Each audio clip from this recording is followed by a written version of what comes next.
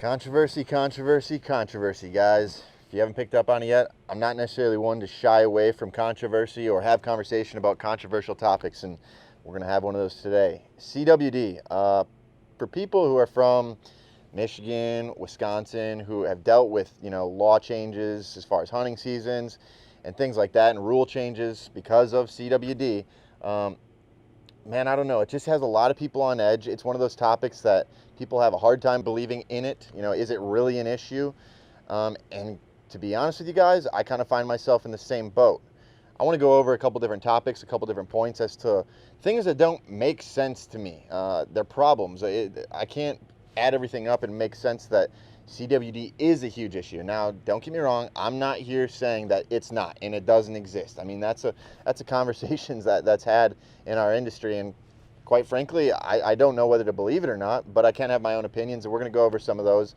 The first thing that kind of throws me off is that it's known that basically that CWD can be spread, and I guess I should back up for a second. CWD, for those of you who are unfamiliar with it, chronic wasting disease. It's basically a prion-based disease that's 100% fatal to deer, and it's going to kill them. So with that being said, going back a little bit, it's a disease that can be spread through bodily fluids, through urine, through saliva, through feces. A lot of states have gotten rid of different regulations and rules such as baiting for that reason, the swapping of saliva and other bodily fluids. But here's the thing about, the whitetail's, I guess, biology. There's a gland or an organ at the top of the mouth in a whitetail deer.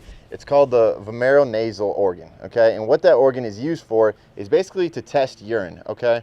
So let's say October, mid-October, that first doe starts to come into estrus. When she starts coming into estrus, a buck will actually start testing the urine and almost like sampling it in a way to see if she's ready to actually breed. And when that actually starts to take place, that's what kicks off basically the beefiness, the beefiness that you see in these bucks. All of a sudden, October, you don't see, October 15th, you don't see them for a week or two. They come back, they look like they're on steroids. That's what's taking place with this organ. It's testing the urine. So with that being said, these bucks are constantly testing this urine, transmitting bodily fluids. And after I thought about that, maybe I'm missing something here, but why do we have to ban baiting? Why do we have to ban all these other things? And I get it, it's preference whether you want to hunt over bait, and that's a whole different, a different topic for a different day. But the thing is, if they're already naturally transmitting through, this organ alone just by testing the urine. Now let's talk about scrapes, okay? Obviously, the glands, the scrapes, I mean, these bucks are working a lot of the same, same licking branches. There's so many different things. Bucks just straight up chasing does and sniffing them and coming in close contact.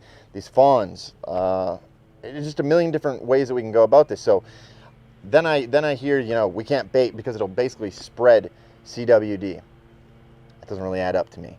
And I hate to say it, but a lot of these facts or these ideas have come from a state agency in which I'm very familiar with, and it's the Wisconsin DNR. So I'm originally from Wisconsin, and if I had to be completely honest and speak on the behalf of a lot of Wisconsinites, it's become hard to trust that state agency over time just because of a lot of the law changes that they've tried to make. And so if this is one of the leading state agencies that are really trying to attack CWD and one of the first to have dealt with the issue, that's kind of the person that we need to be listening to, but it's hard to.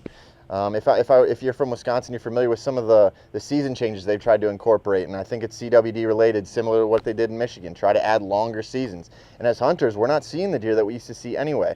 So whether it's that or just so many other issues that we've had with that state agency, and there's a long list of them, all of a sudden they're lacking the credibility. So now you're the person or you're the state agency that's going to tell us more about CWD and what we can't do or can do. And don't get me wrong, you're not the only one. There's Michigan and there's other places where it's originated farther out west. At the end of the day, like how reputable are you? And I'm not saying they are, and I'm not saying they aren't. It just kind of hurts the reputation.